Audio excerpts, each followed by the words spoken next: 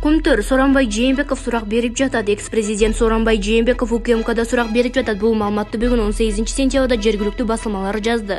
Экс-президент Кумтөргө байланыштуу суралып жатканын айтылууда. Эске салсак, Кумтөр иши боюнча айыпталуучулар мурдагы жана азыркы депутаттар Төрөбай Зулпукаров менен Исхак Пирматов болушкан. Экинчиси буга чейин айыппулга соттолгон. Бул ишке тиешеси бар дагы бир адам экс-премьер-министр Өмүрбек Бабанов камактан бошотулган. Парламенттин мурдагы төрагасы Асылбек Жээнбеков жана биринчи вице-премьер-министр Тайырбек Сарпашев дагы камакта. Мурдагы премьер-министрлер Темир Сариев менен Жоомарт Оторбаев кармалды. Жактоочулар камоону саясий куугунтук катары баалашууда. Кыргызстанга келген экс-президент Аскар Акаев да Кумтөр иши боюнча тергөө менен кызматташууга макул болгон. Булак Назар Ньюс KG. Эл чындыкты билсин.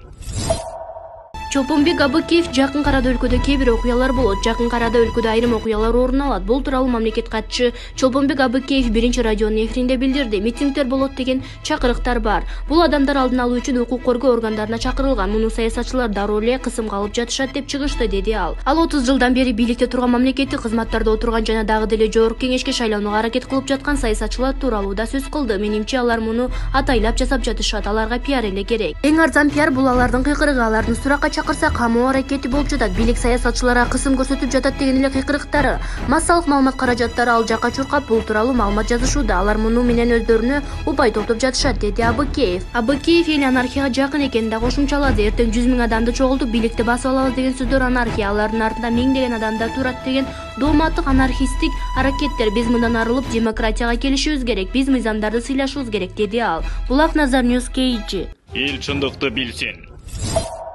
Мына сага жаңылык, эми аскерге кыздар дагы бара алат. Куралдуу күчтөргө кызмат өтүш кыздарды ыктыярдуу чакырууга эч кандай тоскоолдуктар жок. Бул тууралуу маалыматты башкы штабтын башкы уюштуруучулук мобилизациялык башкармалыгынын башчысы Канатбек Шамыров билдирди. Ал бул тууралуу билдирүүнү Бишкекте болгон басма сөз жыйынында айтты. Анын айтымында жашы 19 жаштан 40 жашка чейинки аялдар эркектер менен бирдей эле даражада аскер кызматын өтөөгө укугу бар. Штабтык жумуштар, телефонисттер жана башкалар бар. Ушундай кызматтарга аларды чакырууга болот. Бирок бул офицерлерге тиешеси жок. Аял офицер бул башка категория. Согуштук аскер бөлүктөрүндө аялдар кызмат өтөй албайт. Бирок калган бөлүктөргө кызмат өтүүгө укуктары бар, дейт Шамыров. Мындай жаңылыкка социалдык тармактардын колдонуучулары ар кандай пикир калтырышууда. Кээ бирлер анда эркектер эмне кылат деген суроо салса, кээ бирлер аскерге баруудан баш тарткан азаматтар көп болуп, эми аялдар чакырыла баштаган го деп кабатыр болушкан. Булак Назар Ньюс KG. Эл чындыкты билсин.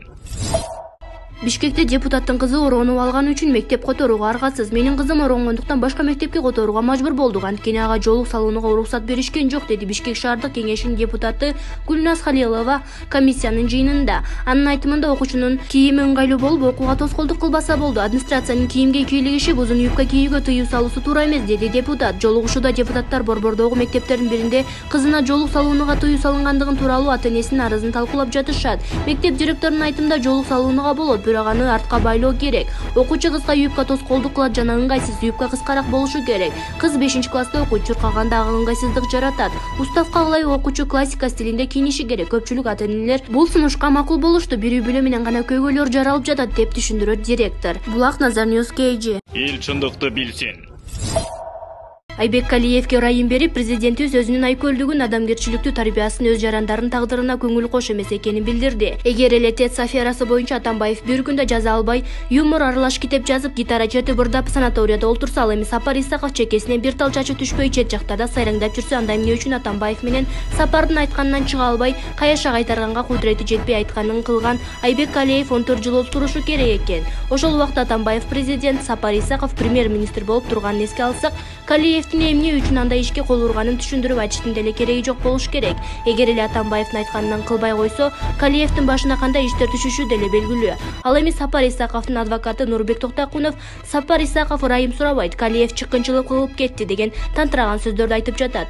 Сапар Исаковго ырайым берүү эмес, аны атыш керек. Эгер эле биздин өлкөдө мыйзамдар туура жазылган болсо, анда Атамбаев менен Сапар прямо эле атууга кетиш керек эле. 2010 жылы Бакиевди кетиришип, өлкөдө бардык мыйзам процедуралары түп тамыры менен талкаланып, теке Текебаев баш болгон мародёрлор өздөрүнүн уруулуктары мародёрлугун, адам өлтүрүүлөрүн жаап жашыруу үчүн ушул шерменде мыйзамдарды жазып алышкан. Ошон үчүн коррупционерлер камалып, бирок тез эле чыгып кетип жатышат. Бул мыйзамдар как раз карапайым элдин көзүн оюп алуу максатында жазылган кылмыштуу мыйзамдар болуп эсептелет. Ушул мыйзамдарды жазгандарды топтоп, оптом атып салса, Кудай ошол адамдын ишин оңдойт, өзүн колдойт. Бирок тилекке каршы чыныгы түрмөдө олтура тургандар эркиндикте жүрүшүп, элдин кыжырын келтирип жатышат. Атамбаев бардык кылмыштарына ылайык жазасын алмайынча, Сапар Исаков кармалып келип, атасынын жанына кирмейинче элдин жүрөгүндө өкөп жаткан өчү таркабайт. Отунбаева, Текебаевдер түштүк тополонуу боюнча түрмөнүн төрүнөн жай алышпаса, бул бийликтин да жолу жүрүшпөйт. Бир күн Жээнбековдун башына түшкөн күн булардын да башына түшөт. Жээнбеков президент болуп келген күндөн баштап 7 апрель Ош Коголан иликте деп Кудайдын зарына кылганбыз.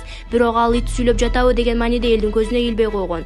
Сөзүбүздү укпай кулагын жаап алган. Түштүк тополонун жөнүндө сүйлөп койсо эле бир аяган нерсени үзүлүп түшүп кала тургандай ооз ачып да койгондон коркчу. Түштүктө бейкүнөө өлгөн миңдеген адамдардын өлүмү эч кимди жакшы атка кондуртпайт. Эгер эле билип туруп көз жумуп койсо, дал ушул азыркы бийлик түшүнүш керек. Атамбаев менен Сапарды орустар колдоп жатканы бизди кызыктырбайт. Орустардан корко турган ошончолук деңгээлге жетип калган болсок, эгемендүү деген атыбызды жоюп, орустарга бир жолу кошулуп эле алгыла деп Шаомурза Бойрукулов өзүнүн Facebook баракчасына жазды. Эл чындыкты билсин.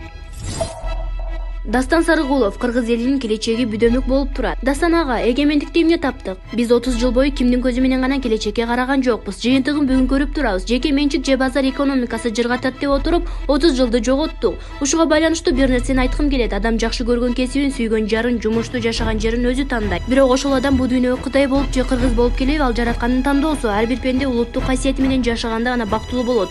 Биз кимди гана туурап, кимди гана ээрчиген жокпуз. Алар келечекке жол табабыз десек, ата бабалардын басып өткөн тарыхый тажрыйбасына таянышыбыз керек. Нары бери уруна берип элди кыйнаган болбойт. Анын кандай тыянак чыгарсак болот. Кыргыз элинин келечеги бүдөмүк болуп турат. Бирок антейин десең, адамзаттын келечеги да бүдөмүк. Табиаттын баары ыксыз талкаланууда. Коронавирус илдети жөн жерден чыккан жок. Демек, жер жүзүндө болгон мамлекеттик түзүлүш, мамлекеттик башкаруу, коомдук саясий жүрүштөр өзүн актабай калды. Ушундан кантип чыксак болот деген маселе ар бирибизди терең ойго салууда. Мындай учурда биздин ата бабалар ири отуруп, түз кеңешип, курултайга чапа тырмак келип, ойлорун ортого салып, тыянак чыгарып келишкен. Анын натыйжасы жемиши болбой койгон эмес. Дагы бир жолу айтам, биз ошо ата бабалардын басып өткөн даңазалуу тарыхый тажрыйбасына таянышыбыз керек. Булак Азия News кезети. Эл чындыкты билсин. Дайыма арам иштери жасап жүргөн арам ойлуу адам ошол өнөрүн эч качан таштабайт экен. Баягы эле Текебаев эгер Ташиев кызматын тапшырып шайлоого барса, парламентке өтүп спикер боло алат эле дегендей кезектеги бузукулук сөзүн айтыптыр. Эмне үчүн Ташиев кызматын тапшырат экен? Бул кызматты Ташиевдей болуп эч ким аткара албайт. Андай экени эгемендүү болгон 30 жыл аралыгынан бери келип, бүгүн далилденип олтурат. Убактылуу өкмөттүн жесурлары эгер Ташиев УКМКдан кетсе, жазасыз калабыз дешип ойлоп жатышат. Чындыгында 2010 жылдагы убактылуу өкмөттүн шакалдарынын кыргыз элине кылган кечирилгис кылмыштарын бир гана Ташиев текшертип, иликтетип, акыйкатты элге алып чыга алат. Себеби баштан аягына чейин аралашып жүрүп, өз өмүрүн тобокелге салып, ошол согушту Ташиев токтотуп калган. Башка бир да адамга ишенбейбиз. Текебаевдин бузуку саясатын жакшы билебиз. Биринчи 2009 жылы казак журналистине берген маегинде аянтта элдин каны суудай агат, аны биз Бакиевке шылтап коебуз. Маңыроо сабатсыз кыргыз эли биздин айткандарга ишенишет деген. Дал ошондой болду. Биз ишенбеген менен эл болгон трайбалист жугунтукурлар азыркы күнгө чейин Бакиевди камкор деп келишет. Бакиев адам аттыра турган адам болбосо да, экинчи Атамбаев 2010 жылдан кийин ата журттун азаматтарын элге жаман көрсөтүп, куугунтуктап, камап сагындырабыз деген сөз Текебаевдин ойлоп тапкан планы. Айткандарын кылышты, бирок азаматтарды сындыра алышпады. Себеби ошол азаматтар азыр элдин колдоосу менен бийлик башында олтурушат. Үчүнчү, партиялык системаны киргизип, бизнеске айлантабыз деген ойдо Текебаевден чыккан. Ошондой эле болду. Текебаевдин ушул акмак аракети Кыргызстанда коррупциянын эбегейсиз гүлдөп кетишине жол ачып берди. Акчасы бар, бирок башында эч нерсе жок. Мектепти коридордон бүткөн маңкурттар парламентке барышып, Ашмалтайыбыз чыкты. Бул Ашмалтайды оңдоп жолго салууга кеминде 5 жыл убакыт керек. Ага болбой эле азыркы бийликти шаштырабыз. Кана эмне кылдың деп. Так что Текебаевдин Ташиевди УКМКдан кетирем деген аракети ишке ашпайт деп үмүт кылабыз. Ташиев УКМКда иштегенге жаралган адам, мүнөзү, коркпостугу, кайтпастыгы, айткан сөзүн аягына чыгарган өжөрлүгү дал ушул кызматка жарашып калат деп Шаомурза Бойрукулов өзүнүн Facebook баракчасына жазды. Эл чындыкты билсин. Жылдыз Жолдошова: саясатчылар шайлоо менен алек, бийликти эч ким басып албайт. Ички иштер министрлигинин мурдагы орун басары Курсан Асанов бийликти күч менен басып алуу беренеси менен айыпталып кармалды. Коомчулукта мыйзамсыз кармалды деген сөздөр айтылып жатат. Бир эле ак эмес, өтө күчтүү саясатчыларга бизге дагы кызыктай мамиле жасалып жатат.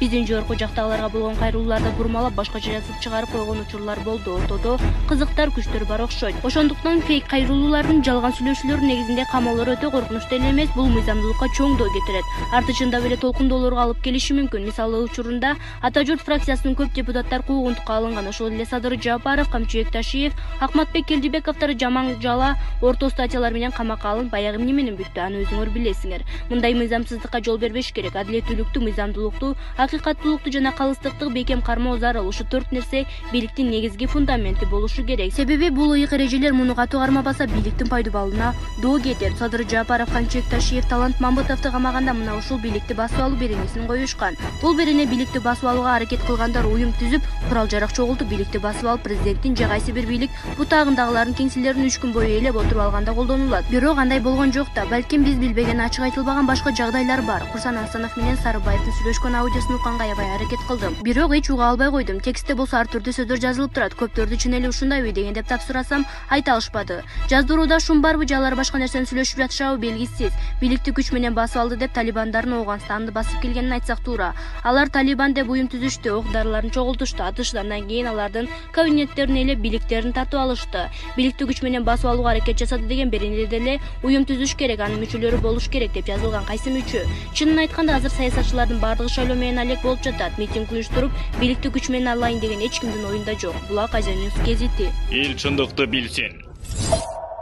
Атамбаевдин туулган күнү белгиленип жатат. Кимдер келди? Алмазбек Атамбаевдин резиденцияда Кой-Таш айылында алар экс-президенттин 65 жылын белгилей башташты. Иш-чарага 50ге жакын адам катышууда, бирок дагы деле келе баштаган адамдар көп. Алардын арасында өкмөттүн Чүй облусундагы экс-ыйгарым укуктуу өкүлү Туйгунал Абдрайымов бар. Алмазбек Атамбаевдин адилетсиз кармалган деп Туйгунал Абдрайымов чакан концерт болот, сергитерлик тамак аш берилет жана ушуну менен бүттү. Тополоң тууралуу маалымат социалдык тармактарда таркатылып жатат деген туура эмес, деди ал журналисттерге. Белгилей кетсек, Абдрайымов бийликти басып алуу боюнча Ички иштер министрлигинде суракка алынган. Иш-чарага Алмазбек Атамбаевдин жубайы Раиса, Жогорку кеңештин депутаты Ирина Карамушкина, Кыргызстан социал-демократтары партиясынын лидери Темирлан Султанбеков, УКМКнын 9-чу кызматынын мурдагы кызматкери Канат Сагынбаев, мурдагы мамлекет башчысы Сейит жана Кадыр Атамбаев, активист Токтай Мүмүталиева Раиса Атамбаевага орхидея белек кылды. Коноктор үчүн чоң бүз үйдө майрамдык сый-тамак уюштурулуп, дасторкон жайылды. Алмазбек Атамбаевга каршы бир нече кылмыш иштери козголгон. Анын ичинде 2019-жылдын 7-8 августунда Кой-Таш айылында болгон